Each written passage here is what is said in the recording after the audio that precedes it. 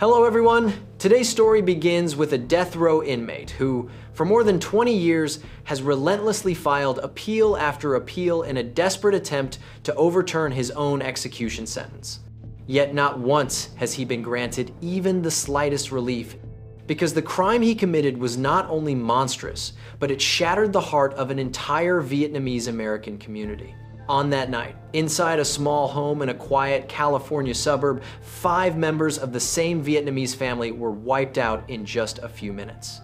The desperate screams of a 3-year-old child, the sole survivor, were the last sounds heard amid the blood spreading across the floor. No one could forget the sight of the mother collapsing with a strange layer of white powder covering her face, or the cold bullets that ended the lives of an entire household once filled with laughter. Why were they subjected to such ruthless, merciless violence? And what made the ringleader continue to believe that he somehow still deserved forgiveness even after he had taken away the lives of 5 completely innocent people? Today, Vietnamese Case Files will walk you through the tragic trail of clues behind one of the most shocking cases in the history of the Vietnamese community in the United States, the Henry Nguyen family massacre in San Bernardino. We'll see how justice ultimately reached the victims and how the killer was finally forced to pay for his crimes. If you enjoy mysterious and haunting true crime stories like today's episode, don't forget to like, share, and subscribe so you can continue following us in future investigations. On the morning of the 10th of August 1995, San Bernardino police received an urgent call reporting that 5 members of a single family had been found dead under suspicious circumstances. Earlier that day, the sister of Henry Nguyen, one of the victims, had repeatedly called him, but no one picked up. The phone rang for a long time before the line suddenly connected, and a small, trembling voice answered. It was young Dennis, the youngest child. The boy burst into tears, saying that his mother was gone. His aunt's heart dropped instantly. She immediately asked relatives and neighbors to rush over and check on the family. A neighbor stood at the front door, calling into Henry's house, but heard nothing except the terrified cries of the child inside. Fearing the worst, she decided to break a window to get in. The moment the door gave way, a horrifying scene appeared. Little Dennis, covered in blood, ran toward her, begging for help before collapsing beside the cold body of his mother. Panicked, the neighbor quickly carried him outside, while others urgently called 911. Moments later, sirens echoed sharply through the once quiet neighborhood. When officers finally arrived, they were met with a heartbreaking scene of devastation and chaos. 3 bodies were discovered in the living room: Henry Nguyen, his wife, and 1 0-year-old son, David. The older children, Doang, Hoang, and Daniel, were discovered in a back bedroom. Dark blood pooled across the floor, splattered on the walls, and soaked into the furniture, creating a chilling tableau that investigators struggled to comprehend. At the scene, police recovered 14 9mm Winchester casings and 1 S&B casing, scattered from the living room to the bedrooms. The killer fired continuously throughout the house. Preliminary autopsy findings showed Henry had been shot twice, 1 bullet at point-blank range into his skull, another through his chest, and he had 4 shallow cuts on the back of his neck, suggesting he may have been threatened with a knife before being killed. His wife, Trinh Yen, lay face down near him, shot once in the thigh and twice in the head at extremely close range. The force of the shots was so strong that 2 of her teeth were found next to her body. A strange layer of white powder covered around her nose, mouth, and eyes, resembling toothpaste. And a partially squeezed tube was found discarded beside her. Nearby, Yen's purse had been completely emptied, and several drawers and compartments throughout the home were left wide open, suggesting the killer had searched for valuables every corner. Henry's 2 sons had also been fatally shot. Both suffered multiple gunshot wounds. Their daughter Doan had a bullet wound through her hand, likely from a desperate, instinctive attempt to block the shot. The only surviving witness, little Dennis Nguyen, was rushed to the hospital. The boy had a gunshot wound through his hand, but fortunately it was not life-threatening. After the treatment, the boy was placed in the care of relatives. Investigators also collected other important clues at the house, including a rubber glove found in the backyard, likely dropped by the perpetrator during escape. Combined with the near absence of foreign fingerprints inside the house, these details indicated the attackers had probably worn gloves during the entire crime. The evidence led detectives to suspect a professional home invasion robbery. Moreover, because the door showed no signs of forced entry, investigators believe the family may have let the killer in or been tricked by someone they knew.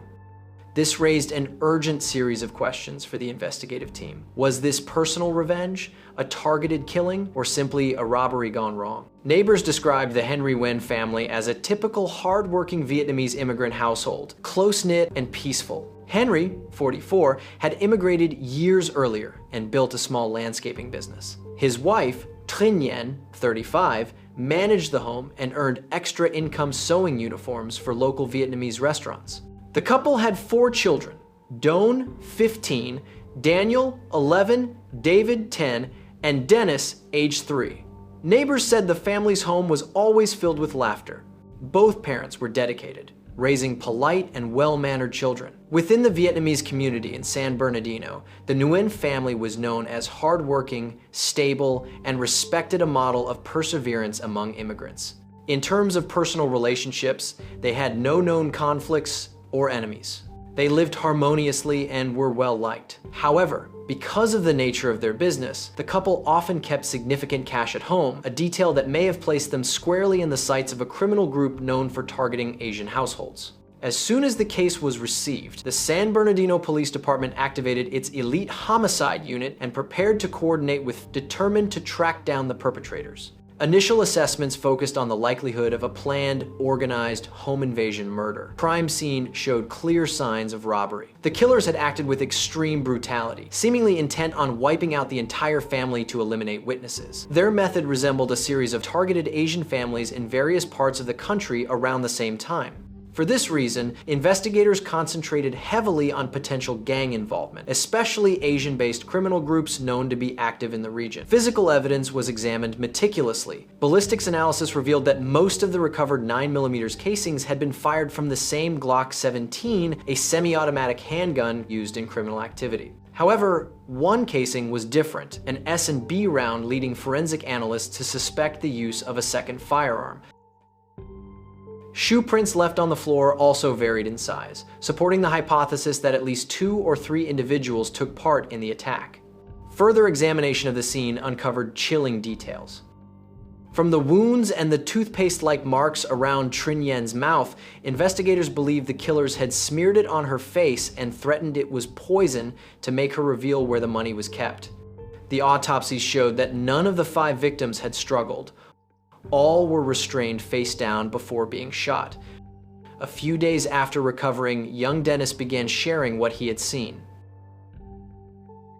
Dennis recalled that when his father opened the door after a knock, 3 unfamiliar men burst inside, aimed a gun at his father, and ordered the whole family to lie on the floor. He also said the attackers weren't wearing masks, showing they weren't worried about being recognized. Meanwhile, neighbors in the area were interviewed in turn. Several neighbors reported that around 10:30 p.m. on August 9, they heard a series of rapid pop-pop gunshot sounds echoing from a distance. Another witness clearly remembered seeing the bright headlights of a car speeding away almost immediately after the bursts of noise. These consistent statements helped investigators narrow down the exact time of the attack and confirm that the group of perpetrators used a vehicle to make their escape. Because of the extreme brutality and suspected gang involvement, FBI was brought in to assist. Notably, just 2 weeks before the Henry Nguyen massacre, another Vietnamese family in Sacramento, Northern California, had been attacked in a home invasion in which 2 people were shot dead, a 73-year-old man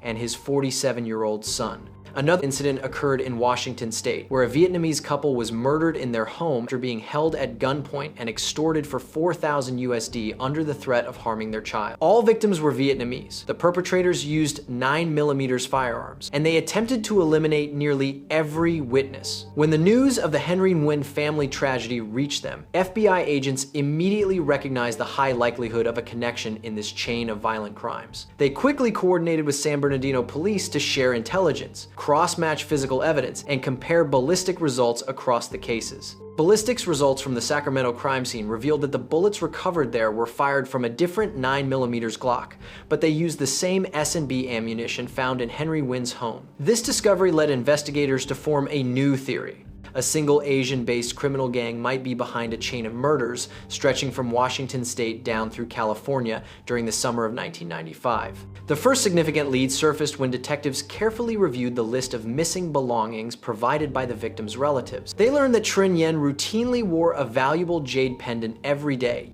That necklace had completely vanished without a trace. Believing the pendant could have been pawned or sold elsewhere, investigators immediately alerted jewelry stores and pawn shops across the region, asking them to watch closely for the missing item. Unexpectedly, the next breakthrough came from hundreds of miles away. In Seattle, Washington, police were contacted by a local man reporting that he possessed a jade pendant matching the description police had released to the media.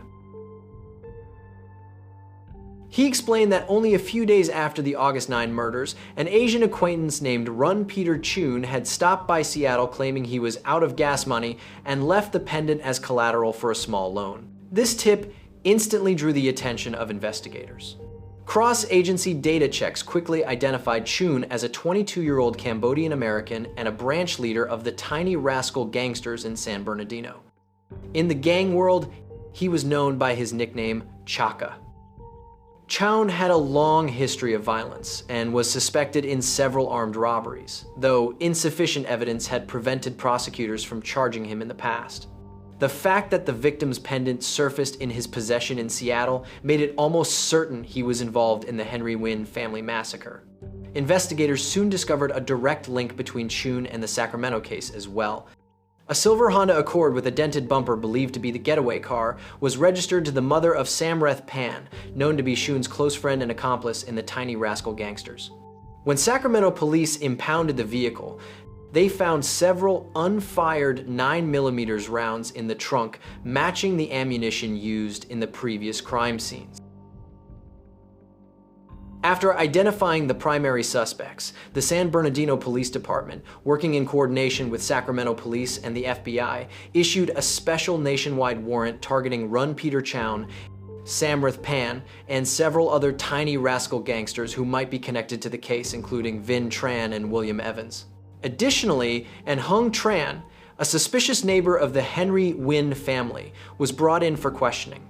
At first she was evasive, but confronted with mounting evidence, she eventually admitted her role. Hung confessed that she had introduced Henry's family to Chhoun and his crew because she believed they kept large amounts of cash at home. She said that on the night of the murders, she was the one who knocked on Henry's door to lure the family into opening it, allowing the gang to storm inside and then return to wait in the car outside. Her testimony helped police reconstruct the exact sequence of events and identify each member's role. Chhoun was the ringleader. Pan assisted in planning. Vinh Tran and William Evans entered the home with Chhoun as armed attackers, and Hung acted as the inside informant. Following these leads, authorities tracked the suspects' movements and soon learned that Chhoun, Vinh, and Evans had left California immediately after the killings.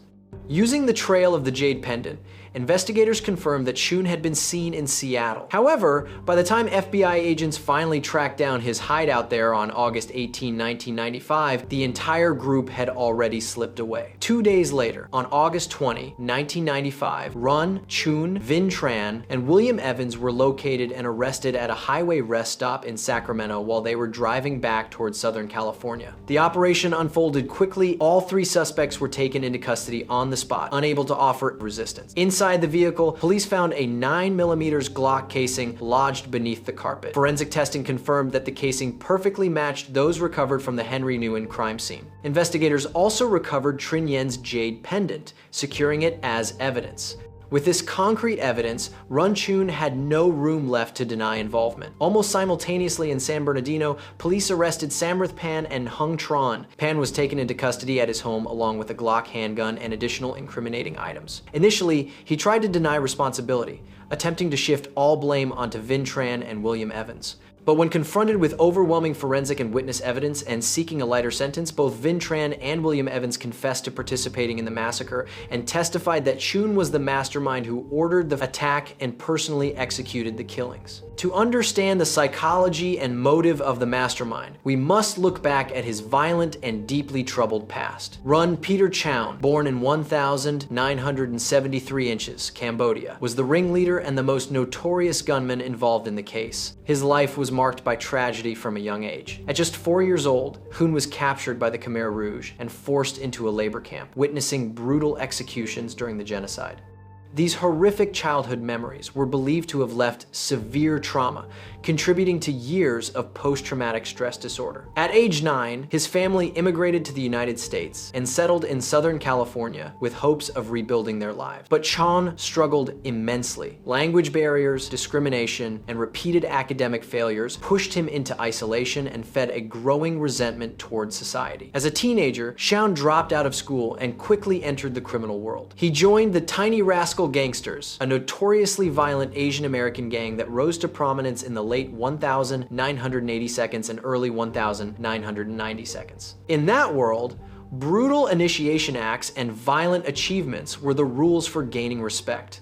Chhoun proved exceptionally reckless and aggressive, never hesitating to use violence. His ruthlessness and manipulative nature helped him rise to a leadership position in the gang while still in his early 20s. As a leader, he planned and directed numerous criminal operations.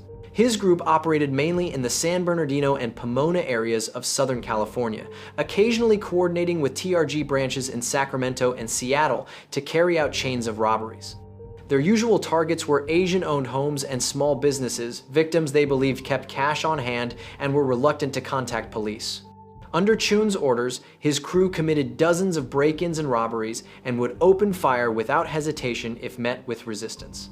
Before August 1995, Chhoun was believed to have taken part in no fewer than 9 killings connected to a series of armed robberies stretching across both California and Washington. Although psychiatric experts later concluded that he suffered from post-traumatic stress disorder, they also determined he was fully aware of what he was doing, someone who knew exactly how to use his gang as his own violent urges. After the massacre, Chhoun showed no remorse. He even bragged to other inmates, saying, "We took out all 5, only 1 kid survived." His accomplices were equally troubled individuals. Samreth Pan, who was just 20 years old and a Cambodian-American member of the group, served as the second-in-command within the Tiny Rascal Gangsters. Pan played a direct role in planning the attack and was responsible for supplying the weapons used.